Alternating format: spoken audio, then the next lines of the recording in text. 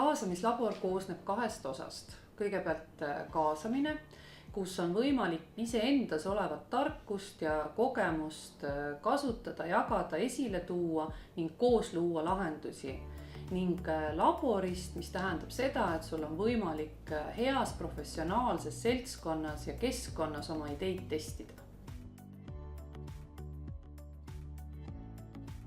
Mina olen Maarit ja ma räägin natukene võib-olla sellest, kuidas meil on plaanitud kaasamislaboreid uuest aastast parekatega siis ühiselt ellu viia.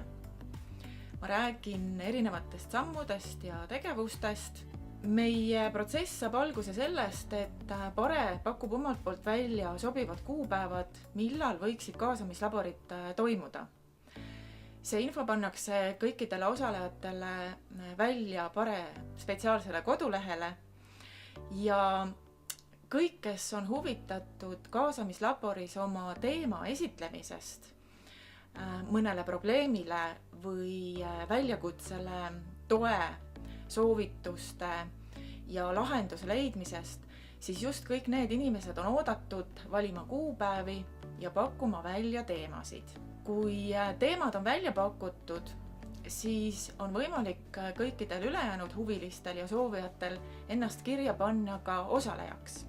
Sest kaasamislabori mõte on see, et kui ühel on küsimus, siis teistel on kindlasti palju mõtteid, ettepanekuid ja loodetavasti ka lahendusi. Ja kaasamislaboris me tahamegi need kaks poolt kokku viia. Kolmas samm on kaasamislabori läbiviimine.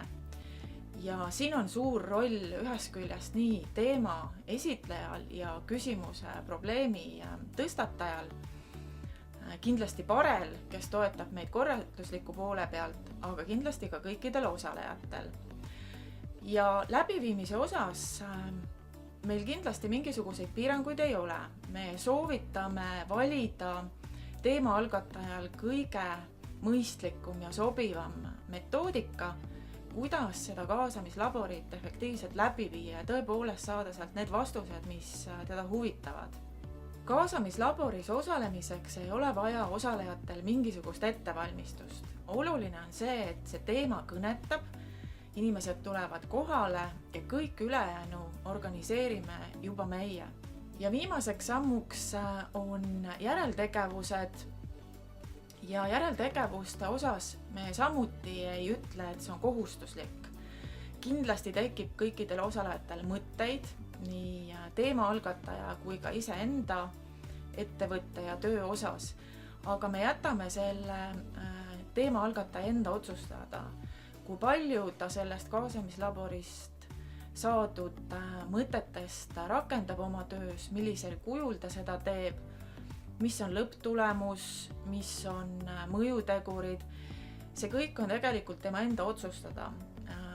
Kui ta soovib, ta võib alati jagada oma tulemusi, oma case'i, oma siis õnnestumisi. Aga me püüame olla mõistlikud ja anda kõikidele võimalikult palju paindlikkust ja mõnikord on ka diskreetsus vajalik.